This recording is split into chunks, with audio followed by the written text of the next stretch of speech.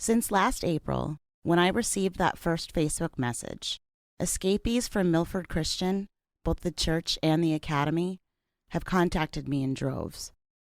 They'd been listening to me in secret for about a year, and they didn't just want to talk about McGuffies and maps.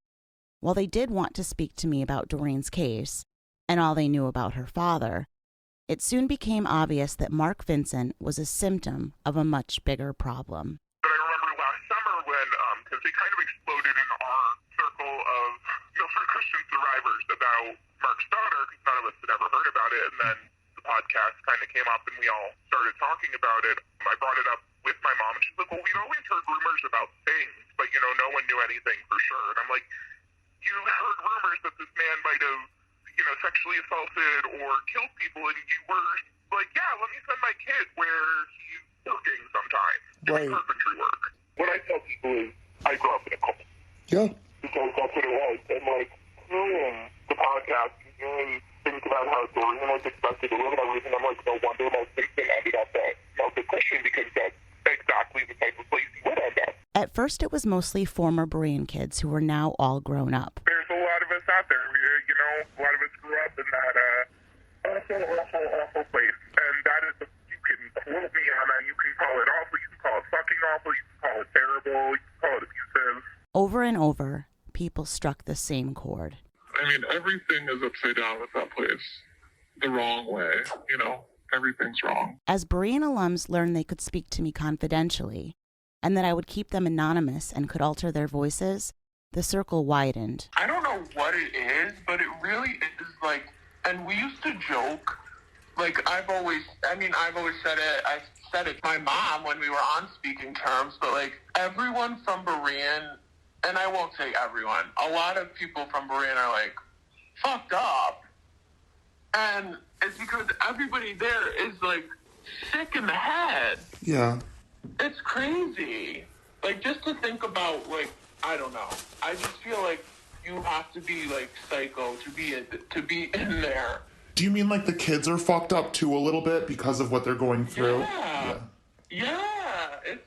It's bad. As I spoke to the ever-growing circle of Milford Christian survivors, as they all call themselves and each other, one name, that of Pastor Jim Loomer's right-hand woman, came up again and again. Susan Martin's one of the big players at Berean, and she ended up being the head, what do they call it? It's not principal, they say a different word for it. Headmaster? Headmaster? Yeah, headmaster, something like that, yeah. So she ended up being basically the principal, and that happened after I left school. But she was my teacher, and she would boss everybody around, all the other teachers around, too. Right. She wanted to be the discipline person, the boss to everybody, and as I, messaged you, she's just like Aunt Lydia. Mm-hmm. In The Handmaid's Tale, I was every time we watched it, oh, that's Mrs. Martin, to my husband. As I've recently said on the Sticky Beak Facebook page, which you should join if you haven't already, I've never used a trigger warning on this podcast. This is true even though I strongly suspect that our girl, Doreen Vincent, was likely the victim of repeated child sexual abuse and murder. At first, a trigger warning just didn't occur to me, and as time went on, I expected that if you were here, you knew what you were in for. But as I dig deeper into Milford Christian, Pastor Loomer, and his team of godly leaders, I ask that you listen with caution and not around little kids. The Bible says that God comforts us in all our tribulations, that we may be able to comfort them which are in any trouble, by the comfort wherewith we ourselves are comforted by God. But it's not just Mark Vincent whom Milford Christian Church has comforted in his tribulations, while little children suffer in silence.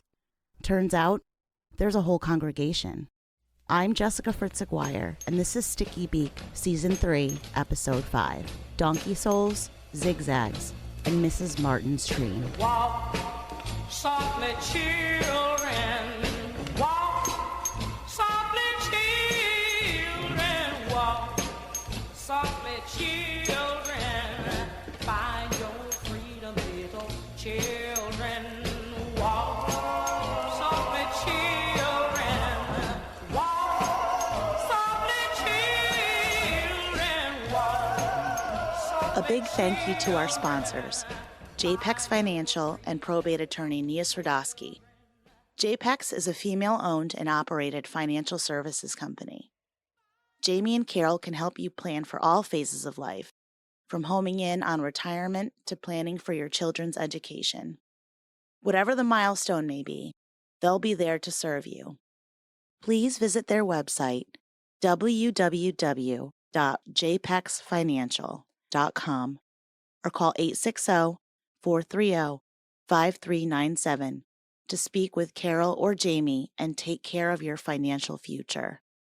And make sure your estate is in order with Nia Srodowski, a probate attorney who did mine and Joe's estate planning, something we've been putting off for years. Nia is excellent at her job and gave us peace of mind for our future. Please call 860-966-9968 or visit ncsestateprobatelaw.com.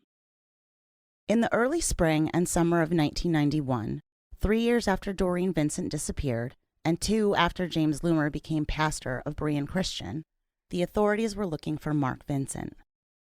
That January, he'd been found guilty of feloniously possessing a gun cops had found during their search for his daughter. Sound familiar? Since then, he'd skipped the $15,000 bail posted by a female friend and failed to report for sentencing no less than 9 times, causing the exasperated judge to blow up on Mark's lawyer. "Why can't you reach this man?" the judge asked. "Doesn't he have a place that he puts his head on a pillow at night?" Mark, of course, had found a pillow, as always, at the Milford home of Kathy Andrasco, who would soon become his 3rd wife. The police would discover Mark trying to sneak out Kathy's back door, even as she insisted to police at the front door that she had no idea where Mark was. At almost exactly the same time, another of Milford Christian's most devoted congregants, Susan Martin, was enjoying a rise to power that can only be classified as meteoric. She had a family friend who introduced her to the church. It was called Berean back then. I don't want to name drop. I don't want to blame anybody. Definitely not. As far as the friend that introduced her to the church, they left a long time ago. Mm-hmm. But she was introduced in the early 90s. I'd say 92. In the beginning, she was just a regular church goer, Sunday mornings. Pretty average. Mm-hmm. But as time went on, she was teaching at the school, which is something she was not qualified to do. Within a few years, she was kind of helping run the place and in charge of discipline. If you were in need of I don't even know what to call it. Like a correction? Call it a SWAT. Okay. You were beat on the bottom with a wooden paddle. Mm-hmm. They would say that there was a maximum of 3, but, friends and family could get a little extra. Within a couple of years, she was, I think they called her the assistant headmaster. Her title was dodgy, but she was the one that beat the kids. Okay. And she was teaching a certain subject, or she was teaching in general? Teaching in general. There was one college-educated teacher in the entire school. Okay. Yeah, but there was one. So no one that's teaching is qualified to teach there. As I listened to these news sources, some stories painted Susan as far from a boogeyman, instead merely off-putting and a little bit strange. She'd threaten you with camp at her house unless you ate your veggies. She kept her desk drawer stuffed with her favorite, chocolate, despite forbidding candy in class. Sometimes, at lunchtime, she'd ask for a bite of your food, some of your chips. I spoke to one woman who spent years at Berean and saw a granddaughter graduate from its academy. She told me this silly little story that would come to take on a deeper meaning. You want to hear something? I make this wonderful macaroni and cheese, right? Yeah. Well, I used to make trays of it and give it to her. This is before she became crazy. Like I said, I was cooking for the school, and she'd all say to me, "Your macaroni is so good." how do you make it? And I said, I make it the way everybody else does. No, you do something else with it. She said, I never taste macaroni and cheese like yours. And I said, so I make it like everybody else. And I told her how I make it. She says, no, there got to be something else. I said, okay, I'll tell you what the secret is. She said, what? I said, I put my love into it when I'm cooking it. You know what she said to me? If you give me the recipe, the real recipe of how you make it, I'll give you $500. Oh my God. She said that to me. And I said, Sue, you're not giving me $500. I'm making it how I told you. That's how I make it. I do not add nothing more than what I told you, except love. Okay? Well, I make it, and it never tastes like yours. Well, maybe because I hate. Maybe the hate was going in it. I don't know. I don't know, because I've never had anybody ever say they don't like my food. Although time and circumstance now sees Susan bound to a wheelchair, such does nothing to limit her power, which is sometimes not just figurative. If you ask Pastor Jim, Susan is so loved by the Lord that he's granted her special skills. May I, Sue? Just, we have somebody here, I won't mention her name.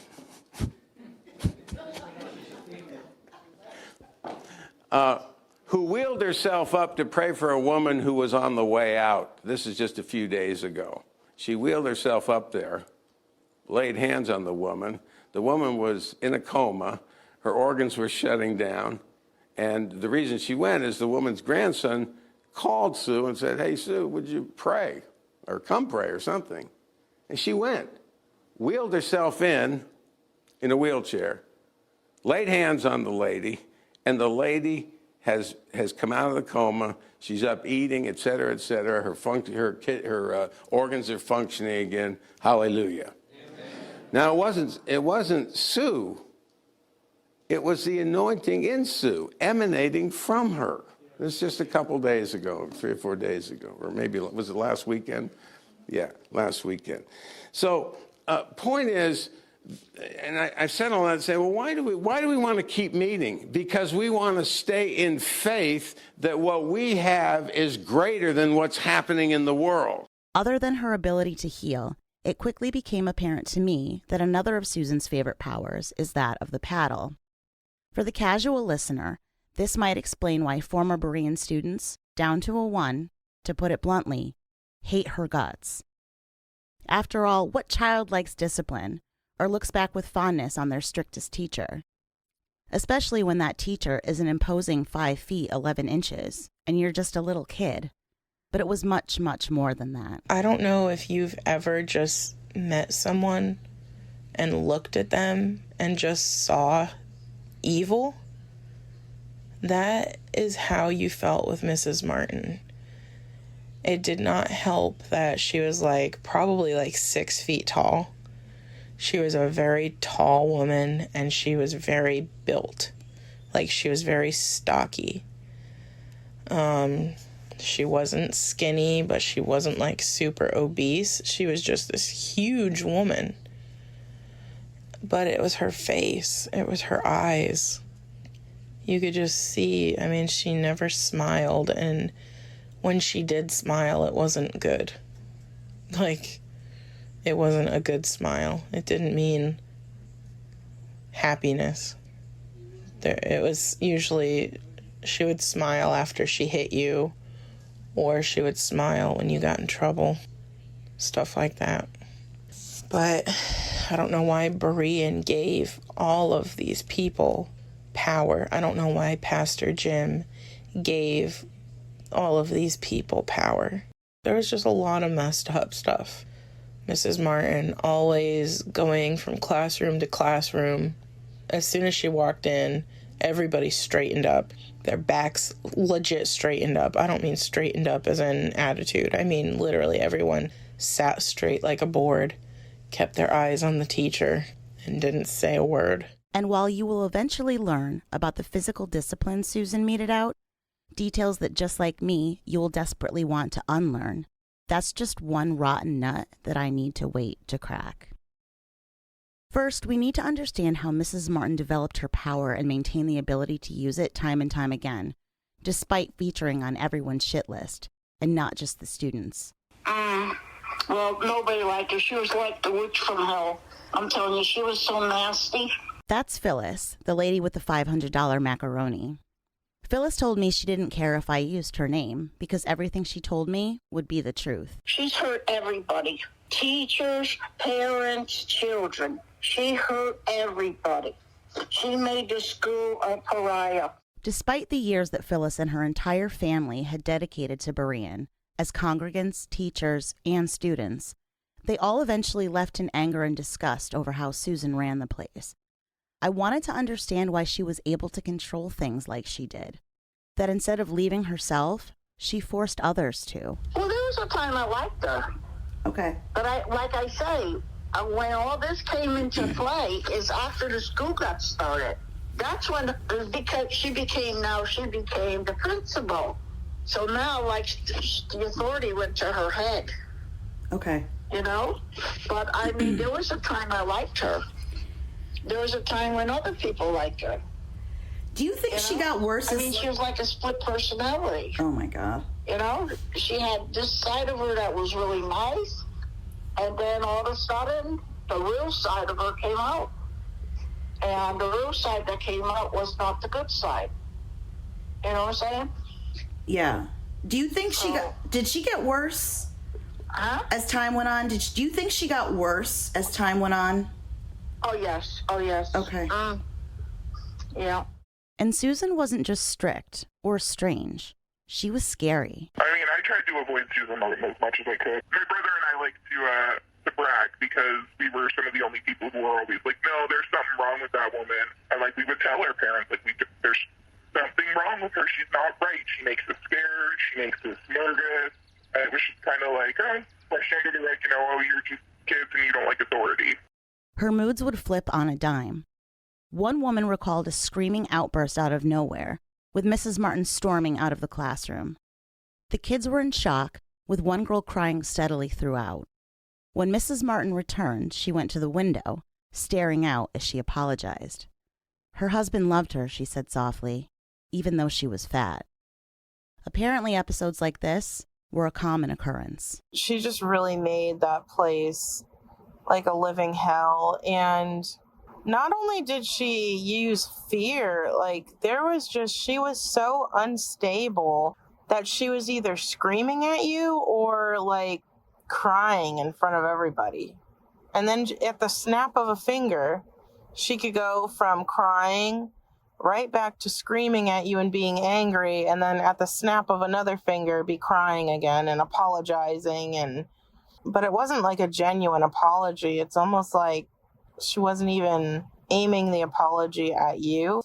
It was just really kind of like psychotic. It really kind of seemed like she constantly psychotically broke down, and it was just a lot to deal with, especially being a young child and you don't understand what the hell's going on. It makes you not only scared, but really just uncomfortable. Like, that was probably a constant in Berean, was uncomfortable one way or another. And if it wasn't uncomfortable, it was scared. If it wasn't scared, it was just so mentally exhausted. Like, it was such a relief to go home. This wasn't normal discipline. Like I said, it felt like being in Berean, you had two lives. Your at-home life and then your school life. And your at-home life was much more relaxed, even if you did believe in God. It was much more relaxed. I got to trick or treat. I got to watch horror movies. I got to be just a kid, And in Berean, you had to be like this perfect. And when I'm talking about perfect, I mean like impossibly perfect child. And if you showed any signs of anything besides perfect, you either got screamed at or you got paddled. Compounding the kids' anxiety was the fact that Mrs. Martin didn't seem to follow any set code of conduct. So what perfect meant exactly was never defined. They would just terrorize the kids or humiliate the children, or they would use just sheer fear to control you, basically. Like, you were honestly scared to do anything wrong, and it seemed like you would try to be on your best behavior, even more so than at home. You would try your damnedest to be a good kid, and it just seemed like the stupidest stuff, even just having fun or laughing, or it didn't matter what you did or what you didn't do, you got in trouble either way. And they would contact your parents and make it sound like so much worse than what had actually happened. Sources repeatedly stressed to me that it was impossible to please Susan, to do the right thing, and she seemed to prefer it that way. I would be beat for not singing loudly enough in chapel, one woman wrote me. But then if I made a point to sing loudly, I was making a mockery of God and got beat for that too. On a group chat I have with a couple of Berean survivors, that woman traded old photos with another who wrote, "I could see you singing loudly in the pictures, trying to do the right thing." "Susan beat me for singing with my tongue past my lower teeth," replied the first. "I remember seeing other girls singing like that, and I was just mimicking them, I guess. Lower jaw kind of forward just a bit, and I got beat twice, like 2 separate times. I couldn't have been more than 7 or 8. Berean itself also kept its children in line by instilling a healthy dose of fear. If you didn't have crippling anxiety before kindergarten, were you even raised evangelical? One of my sources tweeted a couple months before we got in touch. "Can't even read yet because I'm 4 and I'm laying awake at night worried about going to hell if I can't figure out how to speak in tongues. Shamalama ding dong, Lord. Amen." But hell was no joke to Susan, who it turned out was well acquainted with Satan. Just as congregants at Milford Christian could be slain in the Holy Spirit, writhing and speaking in tongues, their bodies could also be invaded by demons that Pastor Loomer needed to cast out. "Do you know," one woman wrote me, "that they have a modesty blanket for when women get slain in the spirit? It's silk, like swaddle blanket size. There is usually a designated crotch watcher, a woman who walks around putting the blanket on them. It can also go on cleavage, obviously. One time some lady was rolling around trying to get it to fall off, and someone kept putting it back on her. When the devil came for a congregant, adults usually escorted the kids out so they wouldn't be scared. That was the case the day Susan Martin was exorcised, although they did catch a glimpse.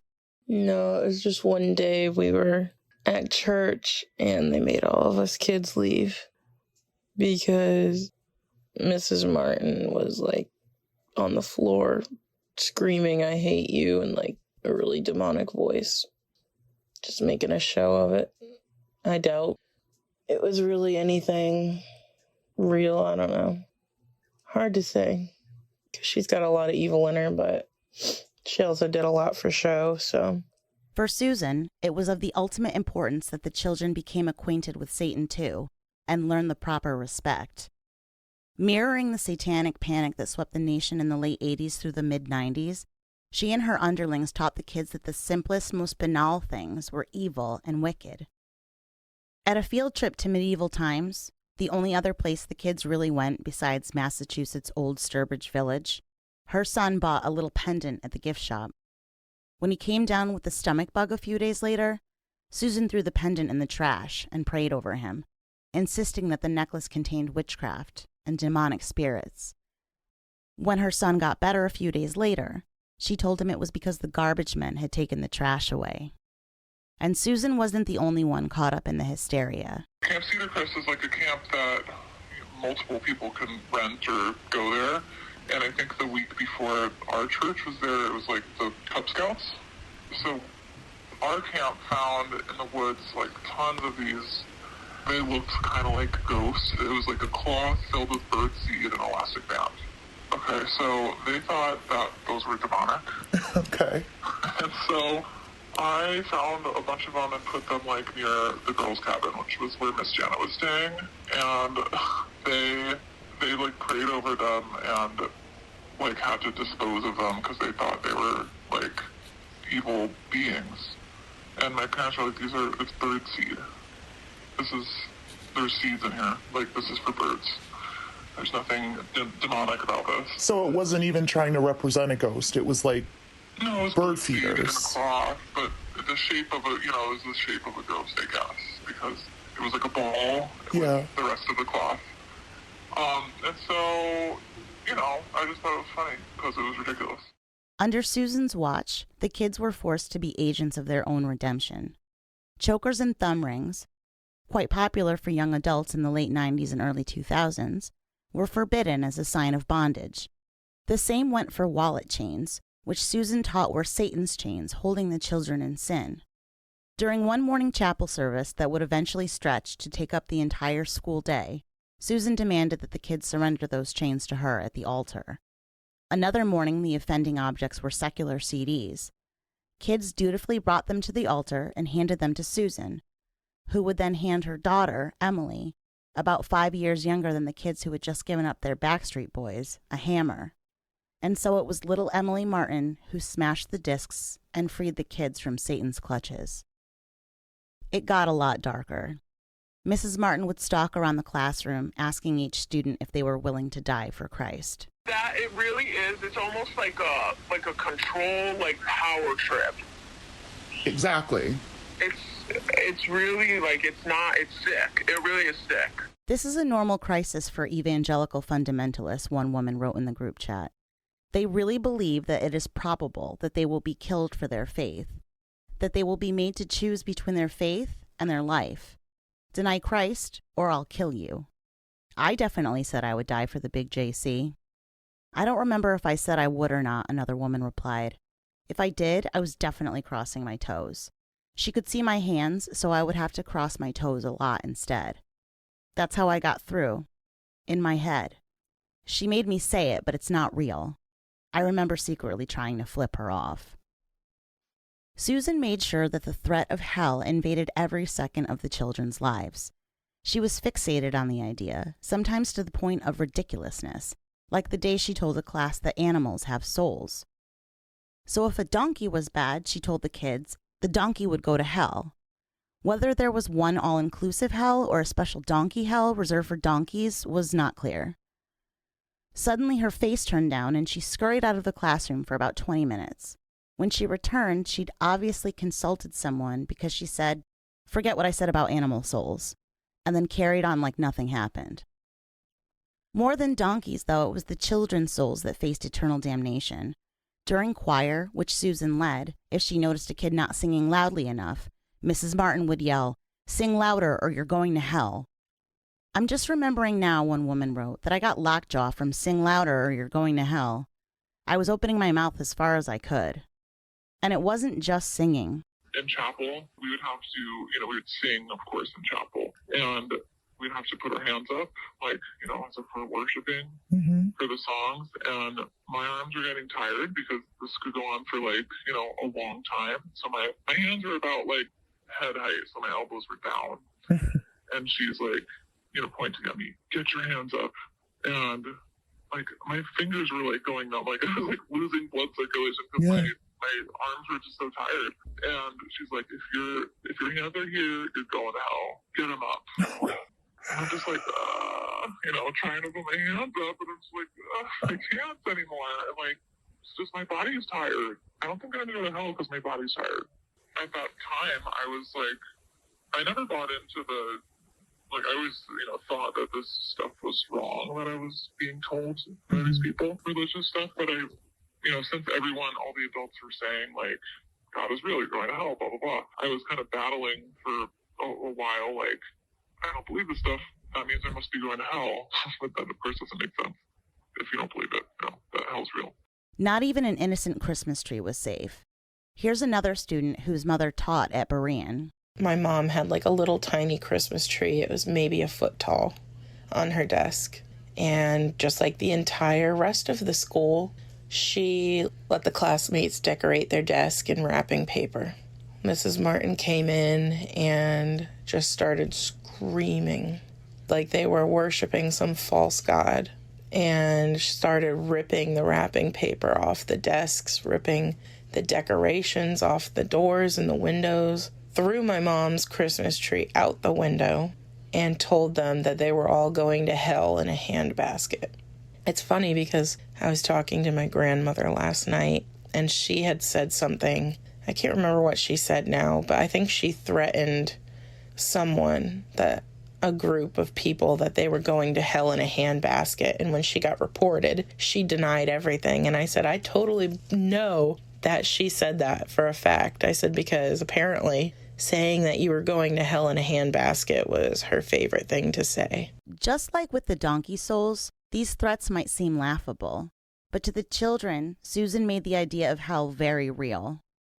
She wanted the kids to know what hell was really like, so that their fear became something tangible she could use. It's almost like they wanted you to think that, to like be afraid of hell so much that you would like live how they were saying. Like, I remember always, like, as a child, thinking of hell as like this place where you were like in boiling water and there was fire all over you and like all these things, to be like, holy shit, I gotta do what they say. I don't want that to happen to me. And it was like, this is really how they're like raising children. Multiple times a day, she would remind the kids what was at stake. I would cry like at night because she would say, like, she would draw a zigzag on the board, on the chalkboard, be like, and this is about like the rapture was going on, like there were books about this, like Jesus is coming, people are just going to disappear. And so she's like, when Jesus comes, and if you're sleeping, and if you've done something good on this side of the board, and he comes, then you're going to heaven. And if you did something bad before going to bed, like, you're going to hell, and Jesus comes. And like, I would fight with my little brother before bed, like, yeah, you're so annoying, you know, and then I would like cry myself to sleep, because I'm like, I did something bad, and I'm probably going to go to hell, you know, and I told about that story, and she's like, I would cry myself to sleep too because of other things, that she loved torturing kids, like, emotionally when they're sleeping. Like, I never felt like I was like away from that. Very graphic. She's like, you're gonna have burning gravel shoved down your throat for eternity. What the fuck? It was visual. Like, I had visuals of what was gonna happen to me when I went to sleep. One woman did get a wry laugh from the memory of when she told the Catholic friend that she was going to hell for her beliefs. I wasn't trying to be mean, the woman told me ruefully. I was actually concerned for her. Susan didn't only know how to exploit that fear, she reveled in it. And I told you about when I walked into a dark chapel one time, right, with Mrs. Martin's dream. She was crying at the front of the altar. No, you did not.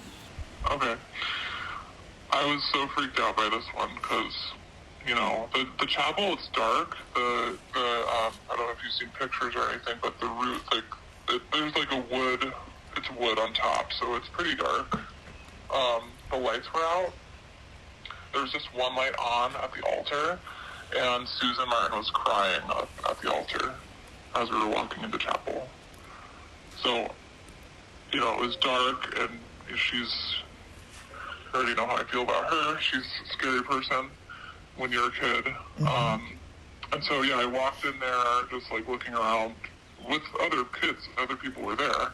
Like, does anyone else feel, like, as weird as I do right now? And then she told us, she was crying. She's like, I had a dream last night that Jesus was holding me like an infant baby in his arms.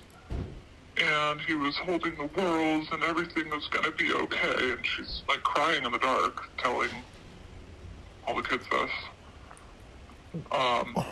So that was kind of scary for me. I didn't like that at all.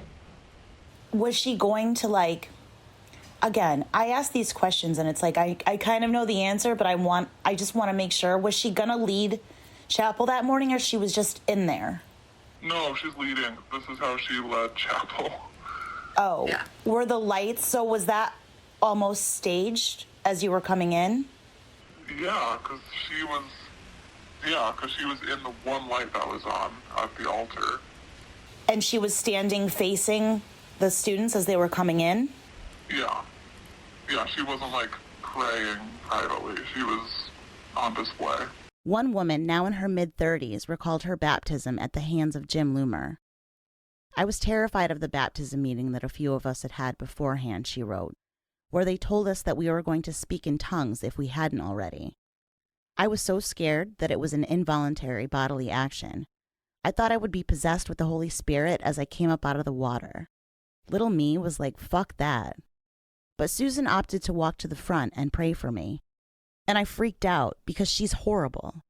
She walked toward me and I completely zoned out and didn't hear a word she said. I think I had a panic attack. I didn't know what that was at the time. I was so little. Looking back now, the woman notes that Pastor Loomer hadn't called anyone up to pray, much less Susan. And I realized she didn't have to do that, the woman told me. I think she wanted some part in it and control. I think she came up to pray for me publicly to show that she's good and that she cared about me. All a show. Sticky Beaks, I gotta take a break right now and deep breathe or go pet a puppy or something. You should too. There's so much more to come. If you want to listen to episode 6, Matthew 18:15, and Mrs. Martin's dog fight, it's available right now on Patreon before its official release in 1 week. Once you've had the chance to take a breath, please come listen. Walk softly, children. Walk softly, children. Walk softly, children. Find your freedom, little children. Walk softly, children. Walk softly, children. Walk softly, children. Find your freedom, little children.